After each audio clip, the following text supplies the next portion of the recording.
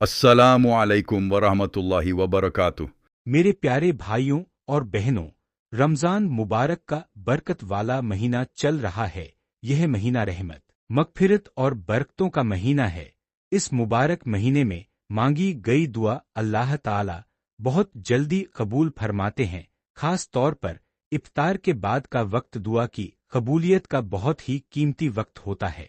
इसीलिए आज की इस वीडियो में मैं आपको इफ्तार के बाद का एक बहुत खास वजीफा बताने जा रहा हूं, जो इंशाअल्लाह दिल की जायज मुराद पूरी होने, रिस्क में बरकत आने और मुश्किलें दूर होने का जरिया बन सकता है।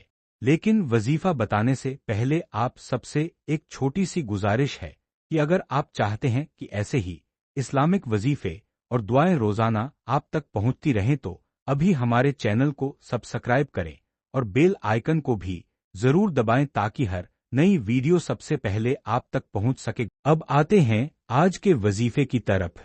जब आप इफ्तार कर लें तो उसके बाद वुजू करके सुकून से बैठ जाएं। 11 बार दुरूद शरीफ पढ़ें। उसके बाद 100 बार पढ़ें या अल्लाह या रहमान या रहीम। फिर आखिर में दोबारा 11 बार दुरूद शरीफ पढ़ें।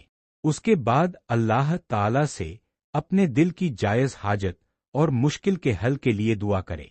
इंशाअल्लाह अगर आप यह अमल रमजान में कुछ दिन भी लगातार करेंगे तो अल्लाह ताला आपकी मुश्किलें आसान करेगा और आपकी दुआ कबूल फरमाएगा। आखिर में गुजारिश है कि वीडियो को लाइक और शेयर करें और हमारे चैनल को सब्सक्राइब जरूर करें ताकि और भी इस्लामिक वजीफे आप तक पहुंचते रहें। अल्लाह ताला हम सबकी जायज दुआओं को कबूल फरमाए। आमीन या रब्बुल आलमीन है।